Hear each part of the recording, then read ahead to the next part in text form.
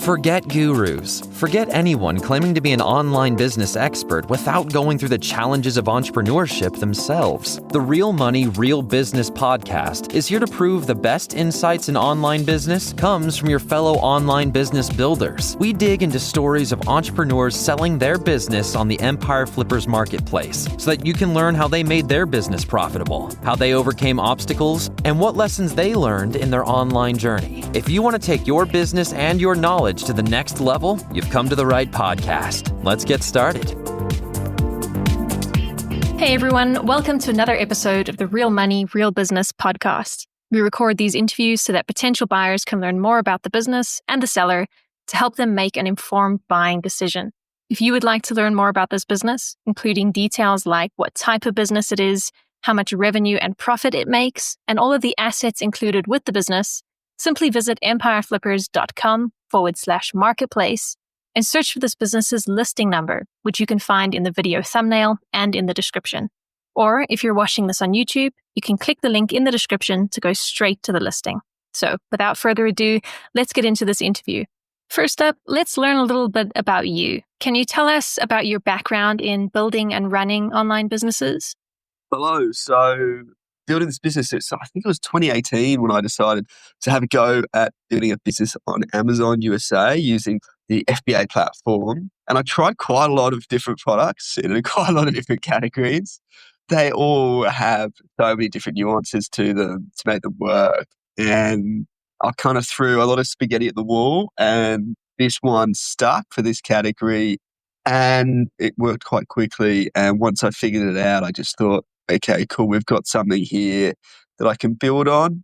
I kind of did just spend the next few years just working away on it, building it and making it sort of as autonomous as possible. Why are you selling the business now instead of keeping it and growing it further?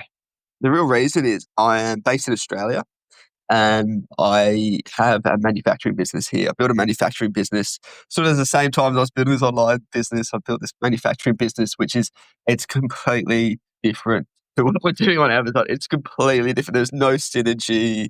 There's nothing similar about the businesses in any way, shape or form. So, and the manufacturing business is exploding and I just love it. I love working with machines and finding the optimization. I just love it. So I can't really split my attention between them. So I'm going to sell the Amazon business and that'll give us some cash. There's a few more machines I want to buy to help improve a few processes. So that's what I'm selling.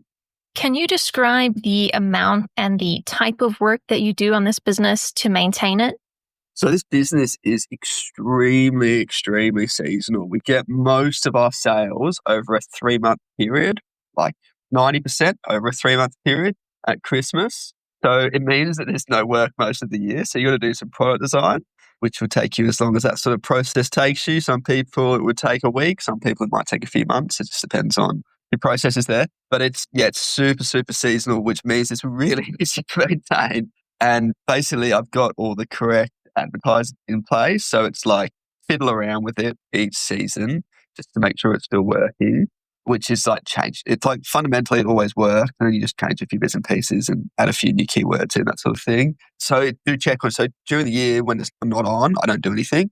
And then when it's on, I'm checking every day, but it is just checking the keywords because I just send all the stock into Amazon. So we send like 100,000 units in, they sit in Amazon and yeah, it's just like optimizing all the advertising basically, which you can't, I don't know, you might be better than me, but for me, it's like you can't put all day on that.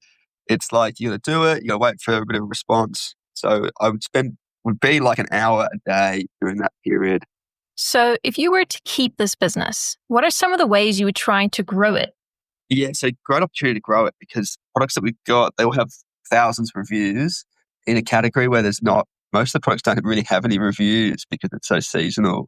And what I did last year was I added in a few variants as new products and they went really well. They shared the same number of reviews. So if it doesn't sell, what I will do is I will probably double the number, probably do another, maybe 15 because I look at the categories for other people that have sold very well and basically look at how I can improve on those and add something to them and then bring it out Because when you bring it out with so many reviews behind it, you just jump to the top and the results are really, really positive. So yeah, there's a big opportunity to grow. Like you could double it, you could triple it. It just depends how many new products you want to do and how much you want to, how much you want to invest in it. Yeah, it's awesome. Right. And what would you say are the biggest risks with this business that buyers should be aware of? The risks are really clear. It's extremely seasonal. If you don't sell everything, it's worthless. So that's the risk. The risk is that you spend 50 grand on product or 100 grand on product, or maybe you have a real crack and you spend 200 grand and you don't sell the stuff, or you only sell half of it. If you sold half of it, you'd still make heaps of money. But if for whatever reason it failed for you, like if you got your stock late, so if you weren't organized enough to order it early enough and it arrived really late, if for some reason it didn't work, that would be what's the risk, is because it's such a short selling window. If your stock's not in there by October, you're in trouble. But you should have it there. You should be placing your orders in July, shipping in August, arrives in September, boom. It like kind of does itself, because then you get like your natural sales and then you start advertising as it speeds up. But yeah, the risk is you've got a 3-month selling time. How much support are you willing to offer the buyer who acquires this business? I'm pretty happy to offer support. Yeah. You kind of need to tell me what you need. So very happy to introduce you to the supplier, Serena. I've been working with her for years. She's awesome. Absolutely awesome. Probably my best supplier. She's based in China. If you don't want to go there, you could find another supplier quite easily, because the manufacturing of it is pretty straightforward. It's the design, which is what makes it successful. I can give you my advice on designs. I explain how it works, explain all the important dates that you need to hit. Yeah, you just have to ask me. I'm very open. I'm happy to jump on the phone whenever, to be perfectly honest. Yeah. Are you open to negotiating something like an earn-out agreement? No, I'm not particularly interested in the earn-out payout structure, because if this is the case, then I'll just do it myself again this year and earn the same amount of money again. So I'm either out or I'm in, to be perfectly honest. Okay, final question. If you had to put yourself in the shoes of a buyer, why is your business a business worth buying? Well, the reason this is a great business to buy is, like, its weakness that is only you sell the product for 3 months is such a great strength as well, because you get this massive cash injection to your business. You only have to focus on it for a few months. And the nature of the advertising is, once you get it right, it doesn't need much tweaking. And I've already got it right for all the ones that are in there.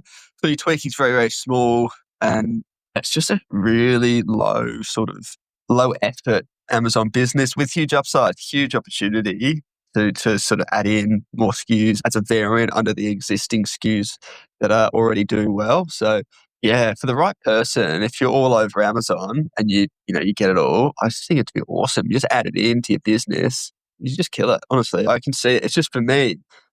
Amazon's not part of my life. I'm in the factory every day. That's the thing.